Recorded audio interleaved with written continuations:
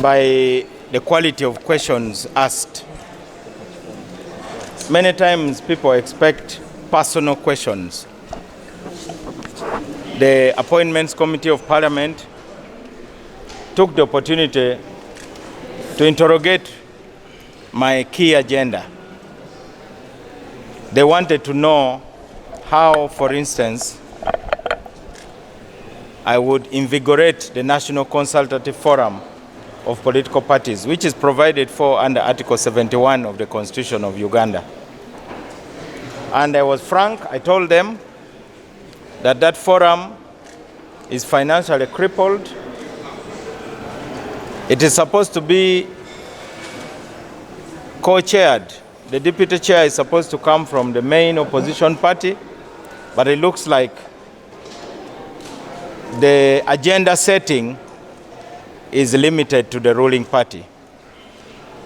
When you're a minister, it's your duty to advise the chief executive of the country, and I will be able to do that. I also informed the members of the Appointments Committee that my appointment is unusual in the sense that, first and foremost, I'm not a member of parliament.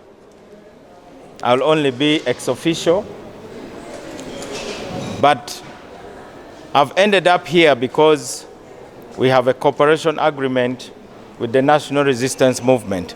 And the details of our priorities are there. Our commitment to establishing a framework for a genuine national dialogue, which is inclusive, bringing together the building blocks of Uganda. Secondly, in terms of the protection of human rights, I was asked about political prisoners. I assured the committee that it is no longer necessary for me to go on radios and TV to shout about that, because the cooperation agreement provides for a quarterly meeting between myself and the President of Uganda. I believe we will be able to review these files. I have also told the Appointments Committee that I'll request the appointing authority, who is the President of Uganda, to allow me sit on the National Security Council to offer advice to many of our leaders of the security sector, the military and the police and the intelligence community, to let them know how operations relating to security need to be handled in a manner which complies with the Constitution and does not violate human rights. These are practical responses that I gave. So the Appointments Committee was focused on real issues, and I'm very grateful for that, because many times there's a fear by those who go for vetting that the engagement will be largely on personal issues. I was very impressed by the Appointments Committee. Are you intending to maintain your seat as the DP President at the same time serving as the Minister? I have answered that question already. I know I will keep answering it until I die, but the Constitution of DP and the cooperation agreement are not mutually exclusive. I signed it as the President of the Democratic Party, and I'll continue discharging my duty as the President of the Democratic Party. I've heard voices calling for me to step aside. I think the reason is not the cooperation agreement. The reason would have been, for instance, if members said you will be too busy. I think that one I would listen to it, because it would be reasonable. But the venomous outbursts that I had definitely shows that many of our members have not yet internalized the implications of this cooperation agreement. It is important that DP has a leadership which is committed to those issues. So, yes. So how would you like you to engage your party members about this? It is a requirement of our constitution that when, as a chief executive, I commit the party it's my duty to explain to the national organs. This is not the first time we have signed agreements. As you know, we signed the TDA protocol. There were no prior consultation. In fact, I was in hospital when the TDA protocol was signed. I was admitted. When I came out, I read the document. It was not a big deal for me to say I was not consulted or I didn't know about the details. When something is good, you support it. That's if you have goodwill. But if you have ill will, even the best things are bad for you. We then signed the DP block agreement, which brought us our old members who had gone off and formed other parties. We signed it, and later we discussed it in national organs. There will be no difference with this also. We must know that political parties are governed by their constitutions. And many of the people expressing their objections, I want to assure them they're entitled to their opinions. And that's why we are called the Democratic Party. And there will continue to be that kind of freedom for members to speak up and criticize the leadership. And the leadership is committed to being accountable.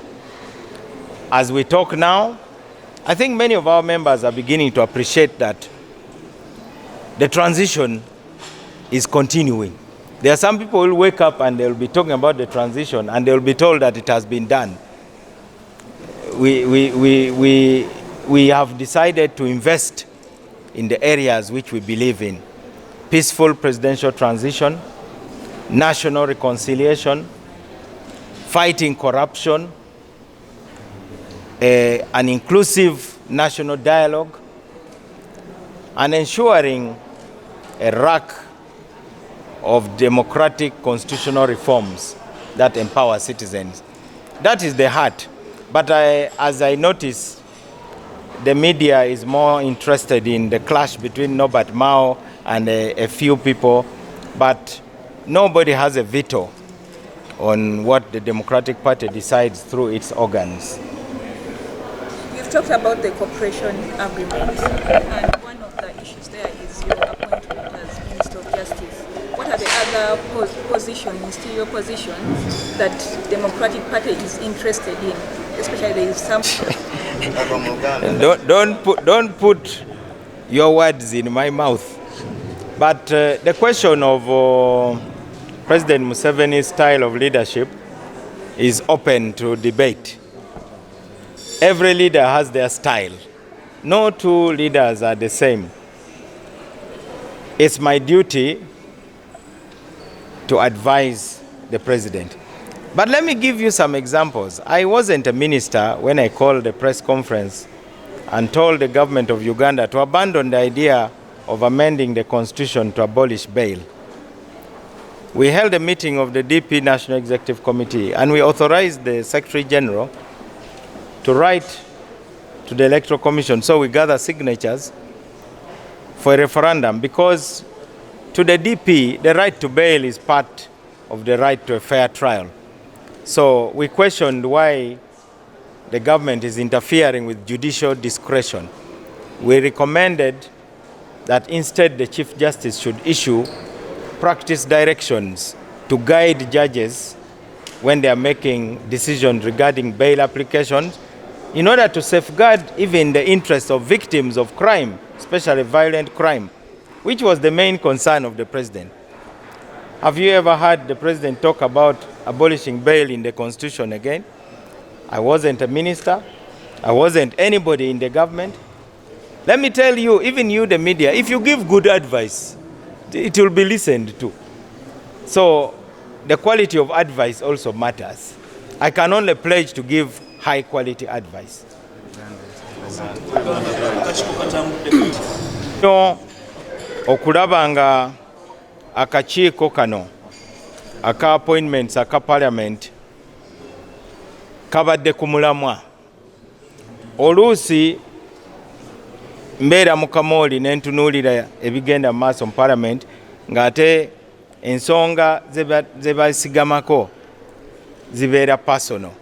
Naye olwaleero nasanyuse nnyo okulaba nga babadde ku mulamwa bambuuziza biki byogenda okulembeza ne mbategeeza nti biri mu nkolagana ekiwandiiko kye twafulumya kye twasaako omukono okulaba ng'Abannayuganda tutuula ne tukaanya muteebereze singa emabegako abakulu abaali batufuga baatuula ne boogeraganya singa ebizibu bye tuyiseemu tebyandibaddewo. N'olwekyo tujja kukulembeza ensonga ya national dialogue. Ekyokubiri okulaba nga tuzaamu amaanyi mu ssemateeka. Ssemateeka ono bagenze bamuvuluga. Twetaaga ssemateeka atugatta. Ekyokusatu twetaaga ng'Abannayuganda kubanga eggwanga lyaffe likoseddwa nnyo. Tugenze tuttiŋŋana tetukyusangako ku bukulembeze awatali kavuyo. N'olwekyo tujja kukulembeza enkyukakyuka mu ggwanga lyaffe awatali kuttiŋŋana awatali kavuyo. Ekyo kye twayise peaceful presidential transition. N'olwekyo ebyo bye nasobodde okutegeeza ababaka. Ababaka bambuuziza era ku nsonga ya National Consultative Forum. Waliwo akakiiko akaleeta ebibiina byonna mu Uganda. Naye akakiiko ako tekalina ssente. Enkiiko tezituula. Ekibiina ekiddako ekikulembera opposition mu parliament kye kiino okumyuka ssentebe w'ekibiina ekyo ekya National Consultative Forum. Naye mu kulaba kwange naye tebamulabawo. Ebyo nabyo tulina okulaba nga tubiteesaako tubitereeze kubanga bannaffe abamu tebaagala kwegatta ku kibiina kya iPod. Naye ekibiina ekyo kiri mu ssemateeka era ndowooza buli omu ajja kukkiriza okukibeeramu. Kijja kuyamba nnyo Abannayuganda okusobola okukaanya kubanga akaseera ke tulimu kazibu nnyo. Tutuuse ku masaŋŋanzira. Bannayuganda tulina okwekuba ku mitima twefumiitirize. Abasobeza beenenye n'abalala nabo basonyiwe ababakosezza. Ebyo bye bigenda okuzimba Uganda. Bino bye tukoze tebijja kuyamba ffe okusinga, bijja kuyamba abaana baffe n'abatanaba na kuzaalibwa.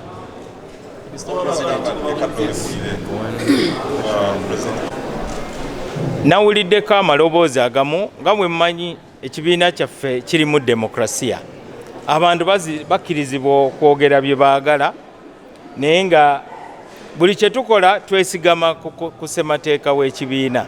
Ekibiina kirina enkiiko ze zisalawo. Waliwo abeegulumiza mu kibiina kyaffe abalowooza nti be balina okuwa lukusa ekintu kyonna okukolebwa.